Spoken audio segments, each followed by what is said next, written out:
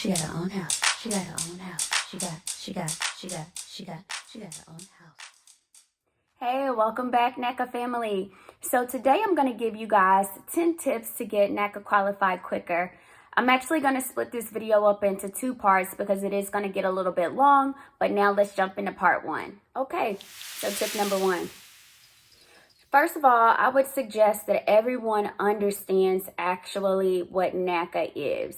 Naca is not your lender, okay? So Naca's job is to make sure that you have all of your ducks in a row, so that way when you actually do get to the lender, which as of right now, it's only Bank of America, that you can sell right on through the process. So you can think of Naca as your pre-qualifier, so that way that when you get to credit access, you're pretty much essentially qualified. So it may seem like things are very stringent with Naca, but they're just trying to make sure that there aren't any holdups by the time you get to credit access. I know that doesn't always happen. I've seen multiple reports of people saying that credit access comes back and with conditions and asks them for certain things that their MC told them was okay. But nonetheless, this is the purpose of Naca, is to help you get pre-qualified for Bank of America, okay? So tip number 1 is understanding exactly what Naca is and what Naca is. Tip number 2. So I know this is about to sound cliche, guys, but read your workbook, okay? Read it from front to back, then read it again from front to back, then read it again from front to back. That is the only way that you're going to know what you can afford, what documents you're going to need so that you can go ahead and get the ball rolling on requesting all of those documents, and basically how Naca looks at your affordability. It looks at it a little bit differently than some other lenders. How Naca looks at your savings, it looks at it a little bit differently than how other lenders look at your savings patterns, okay? So the earlier that you can understand what Naca looks at, the earlier you can make those adjustments to your savings patterns, to your affordability, so that you can go ahead and request those documents from the IRS or your old, divorce decree from 25 years ago, your old bankruptcy documents, whatever you're going to need to try to dig up. The earlier you can get started on that, the better it is for you, because Naca is known for holding things up, but you don't want the hold up to be on your end because you didn't do your due diligence on the front end, okay? So read your notes. Tip number 3. Get your finances in order, guys, okay? Naca is not Jesus Christ. Like, you cannot show up with your accounts in negative, having just got evicted, no stable job, defaulted on your student loans, on and on and on, and then expect Naca to just give you a house, okay? So you have to go ahead and start preparing yourself to be a homeowner. Go ahead. If you are one of those people, I mean, we all get it. Life does happen, especially this past year. Life has happened to so many people that they never thought that it would happen to them. So go ahead and get yourself in order first before you start getting ready to undergo the program. I'm not telling you to not go ahead and still request an appointment, but just understand that if you are one of those people that have late payments, that have repos on your credit that are recent, that have evictions on your credit that are recent, that have all of these circumstances that are recently, and by recently I mean within the past 24 months, then you're not going to get qualified immediately, guys, okay? You're going to have to get yourself together, show that you are, being a little bit more responsible with managing your money, or that your life has gotten back stable again post the pandemic, and then go ahead and try to pursue the Naca program. Like, we can't expect Naca to work a miracle with nothing. You're still going to need minimum required funds to even get through the program. So if you aren't in the position to where you even have at least $2,500 liquid in your savings account, or at least where you can get access to it, maybe in a 401k or something like that, then now isn't the best time for you to try to speed through the program. So if you can reset your expectations to know that if you aren't in the healthiest financial state, then you're not going to be one of those people that are qualified immediately, then that's going to help you adjust and then not have as much anxiety or as much frustration when you're going through the program, when you're expected to get qualified, but then you get put on the action plan, okay? So just understand your own financial health and be real with yourself, guys. So that's tip number 3. Tip number 4, clean your credit. Okay, so it's no secret that most intake appointments are being scheduled several months in advance. Okay, so you will have plenty of time to go ahead and pull your free credit report. For those of you that haven't watched any of my previous videos, I've explained multiple times that through April of 2022, we can now request weekly free credit reports from all 3 credit bureaus, okay? So it's no excuse to be surprised by anything that shows up on your credit report when you're in your intake session with your counselor, because they are going to pull your credit right there on the spot, okay? So go ahead and request all 3 credit reports from all 3 credit bureaus and start comparing and seeing what shouldn't be on there, seeing what should be on there, and start taking action. I cleaned up my credit for free. I know that's not an option for everyone because I had just some minor things on there. So I'm not saying that you should pay someone or a service to clean your credit, but for some people it may be necessary.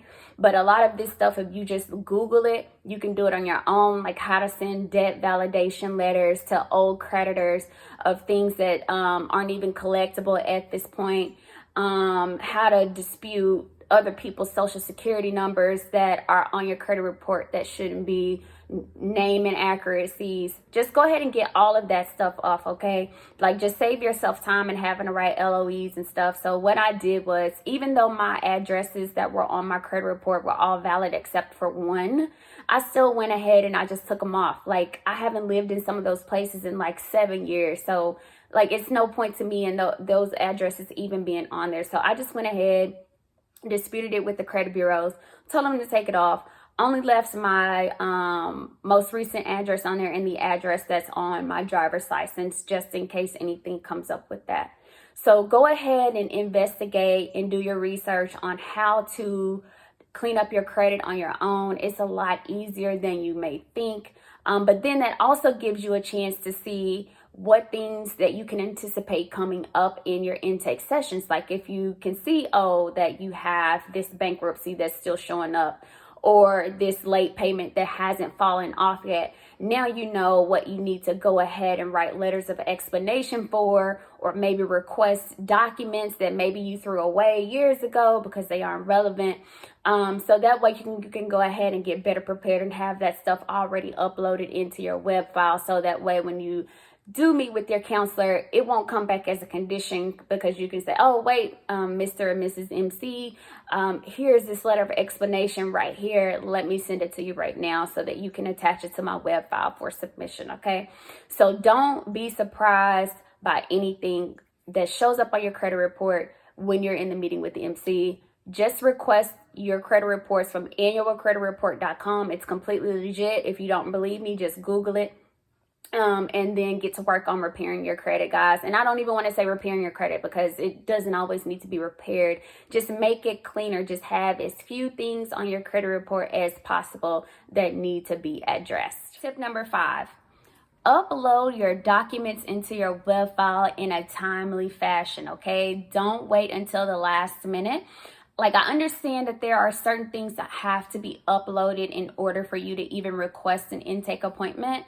But after that, you need to stay on top of it. I know it's easy to say, it's only April, my appointment isn't until September. Why am I constantly keeping up with uploading all of this? Like, I'll just do it later. So you don't want to be scrounging a week before your intake appointment, trying to pull all of these bank statements and check stubs and tax returns or child support verification letters, social security, disability payment verification letters, bankruptcy, divorce decrees, like all of this stuff that needs to be uploaded after the fact, credit card statements. You don't want to be scrounging trying to make sure that you uploaded everything that you need, okay? And another small tip, you will need 90 days worth of bank statements. That's not 3 months. I ran into the issue. One reason I thought I was not going to get qualified, but thankfully the counselor that I was working with adjusted it.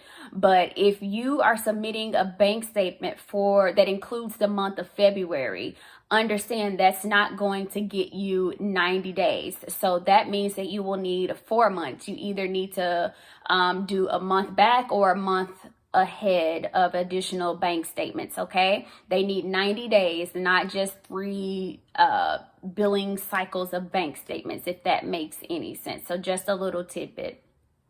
But also, guys, you can put yourself in a position to get helped quicker. Multiple people have said that they were able to call in and get their appointment moved up because their file was ready, and they called into their local office to see if there had been any appointment cancellations for that week, and they were able to get seen immediately. So if you feel that you are ready and you have all of your ducks in a row, call every single week to see if there's been any cancellations on the MC's calendar to see if you can get seen that week. You don't have to wait 6 or 7, 4 months out.